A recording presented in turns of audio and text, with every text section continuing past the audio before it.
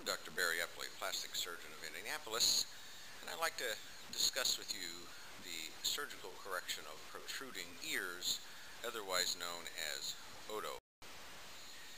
The ear is a remarkably complex anatomical structure with a lot of little involutions, depressions, and prominences, all of which have names. But I want you to pay particular attention as we talk about the protruding ear to the helix and the antihelix, which forms the outer portion of the ear, for it is here that lies the problem of what may protrude. In the protruding ear, the most usual cause is loss of the antihelical fold, or this crease, thus the outer helix sticks out.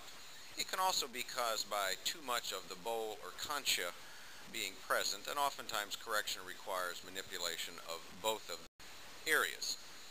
There are lots of numbers that one can use to measure what makes an ear look good, or how close should it sit to the side of the head, but I think emotionally it's more of a visual issue than it is necessarily numbers.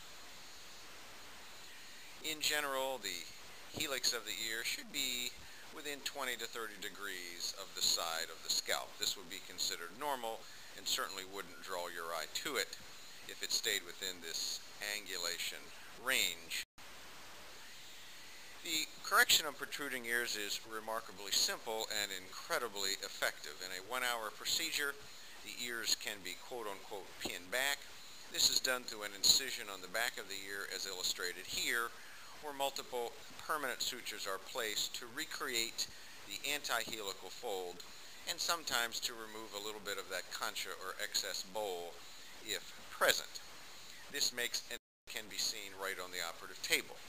When one is doing the procedure, as illustrated here, you want to be able to create that effect immediately by placing just 3 or 4 sutures. Sometimes, once the cartilage is back, it can be seen on the operative table that the earlobe still sticks out, and part of this incision may be extended downward into what we call the fishtail to bring the lobule back in better alignment also. But either way, one has a incision on the back of the ear that is well hidden with dissolvable sutures. Most commonly, otoplasties are done in children in the range of 4, 5, 6, or 7 years of age to prevent being excessively teased at. In a 1-hour procedure, the ears can be brought back, and if you look carefully in the lower right here, in the after surgery photo, you can actually see the incisions, which are still red as they are healing. But this procedure really has a minimal recovery, just wearing a head dressing for a few days and much pain.